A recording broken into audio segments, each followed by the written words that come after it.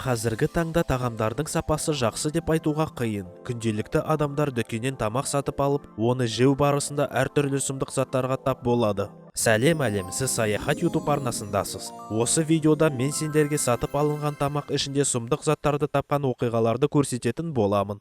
Ал кеттік. Ресейдегі Уфа қаласының тұрғыны дүкеннен сүт сатып алған болатын.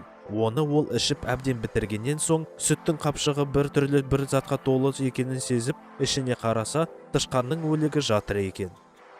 Тағы да Ресей, бір әйел адам өзінің сырасын ішіп бітіргеннен соң, оның ішінде қолданылған инелі шприц тапқан, және шприцтің ішінде қатып қалған қан болған.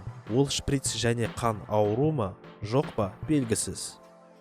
Замбиядағы осы жігіт сыраның ішінде кесірткенің өлігін тапқан. Ол сол сыраны жасаған компанияға сотқа беріп, $15,000 өтеуді талап еткен. Алайда сот шешімі бойынша сыра жасайтын компания оған небары $400 беріп, тегін бір жәшік сыра сыйлаған.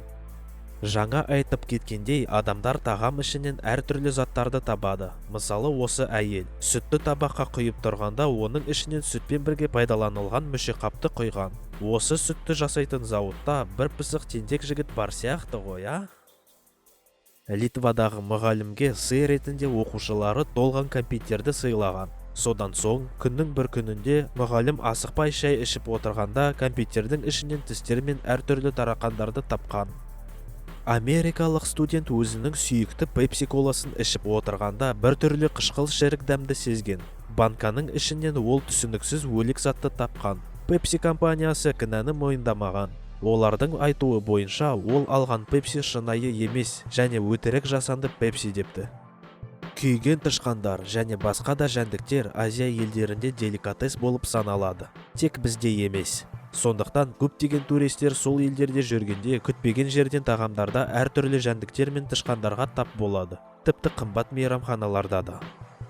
Үнемі балықтар дүкенде тұрып қалып жатады. Сонда оларды әртүрлі жәндіктер жей бастайды. Сол жәндіктерді біз көрмей қалып жатамыз.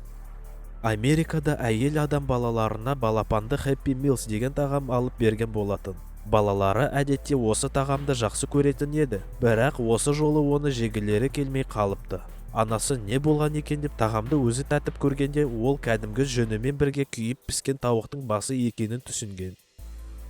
Ал осы америкалық әйел қатып қалған тәтті кремді араластырып тұрғанда, оның ішінен адамның саусағын тапқан. Сосын анықталғаны, бұл саусақ жұмыскерлердің біреуі бір жұма бұрын жұмыс барысында саусағынан айырылып жарақат алған екен.